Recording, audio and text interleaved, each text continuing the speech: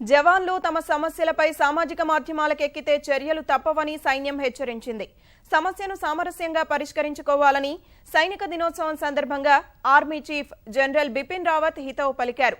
పరోక్ష యుద్ధం చేస్తున్న పొరుగు దేశంపై విరుచుకుపడిన రావత్ తాము ఎప్పుడూ శాంతిని కోరుకుంటామని, తమ సహనాన్ని పరీక్షిస్తే ధీటైన సమాధానం ఇస్తామని పాకిస్తాన్కు గట్టి హెచ్చరిక చేశారు. సామాజిక మాధ్యమాల ద్వారా సమస్యలు తెలపడం సరికాదని సైనిక దళాల ప్రధానాధికారి జనరల్ బిపిన్ రావత్ స్పష్టం చేశారు. ఇటీవల జవాన్లు తమ సమస్యలను సామాజిక మాధ్యమాల ద్వారా వ్యక్తపరచడాన్ని తీవ్రంగా పరిగణించిన ఆయన అలా చేసిన వారు శిక్షార్హులవుతారని హెచ్చరించారు.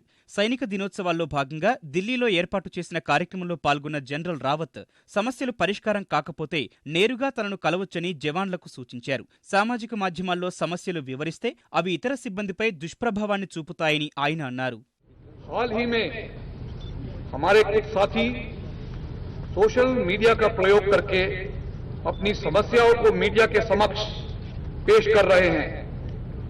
इसका असर उन वीर और बहादुर जवानों पर पड़ता है जो देश की सेवा में भारतीय सेना के गर्वित इतिहास के तहत सीमाओं पर तैनात हैं.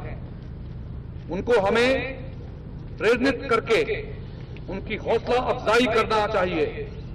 अगर किसी भी जवान को किसी किस्म की तकलीफ है तो आपके पास इसे हल करने के लिए संतुलन रखने में कदम प्राप्त हैं. यदि आप कार्रवाई से संतुष्ट नहीं हैं तो आप मुझसे सीधा संपर्क भी कर सकते हैं. आपने जो कार्रवाई की है आप इसके लिए अपराधजनक भी पाए जा सकते हैं और सजा के हकदार भी हो सकते हैं. గతేడాది సరిహద్దుల్లో పరిస్థితులు ఉద్రిక్తంగా మారాయన్న జనరల్ రావత్ ఎల్ఓసి, ఎల్ఏసీలో సైన్యం సర్వం సిద్ధంగా ఉంటుందని, జవాన్లు తమ విధులను అద్భుతంగా నిర్వర్తిస్తున్నారని శ్లాఘించారు. మరోవైపు శాంతిని కాపాడుతూనే సరిహద్దుల్లో శత్రువులు, విద్రోహ శక్తులకు ధీటైన సమాధానమిస్తామని స్పష్టం చేశారు. प्रॉक्सी वॉर को लगातार समर्थन दिए जाने के बावजूद हम लाइन ऑफ कंट्रोल पर शांति बनाए रखना चाहते हैं, परंतु किसी भी सीज फायर वायलेशन या उत्तेजित करने वाली घटनाओं का मुंहतोड़ जवाब देने से कभी भी नहीं हिचकिचाएंगे. हमें आने वाली हर चुनौती से निपटने के लिए हमेशा तैयार रहना होगा. हमारी सीमा पर शांति बहाली की प्रक्रिया को कमजोर की नजरिया से नहीं देखा जाए. हम दोस्ती का हाथ बढ़ाना चाहते हैं, परंतु शांति को भंग करने वालों को हम अपनी शक्ति प्रदर्शन की चेतावनी भी देना चाहते हैं. అంతకుముందు ఫీల్డ్ మార్షల్ కరియప్ప కవాతు మైదానంలో నిర్వహించిన పరేడ్ను జనరల్ రావత్ పరిశీలించారు. 6 రెజిమెంట్లు ఈ కవాతులో పాల్గొన్నాయి. అత్యాధునిక క్షిపణులైన బ్రహ్మోస్, ఆకాష్లను కవాతులో ప్రధాన ఆకర్షణగా నిలిచాయి. వీటితో పాటు ఇతర ముఖ్య ఆయుధాలను ప్రదర్శించారు.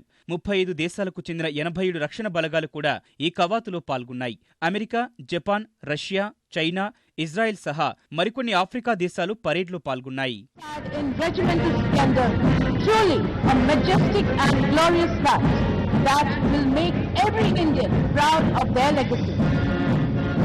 लिए हथियार दुश्मन ताक में बैठा उधर और मैन और मशीन दोनों की ताकत लिए कर्तव्य के लिए त्वरित तत्पर तैयार. अगला मार्चिंग दस्ता मैकेनाइज्ड इन्फेंट्री रेजिमेंट का नेतृत्व कर रहे हैं 26वीं मैकेनाइज्ड इन्फेंट्री रेजिमेंट के कैप्टन गगनजोत कामरा.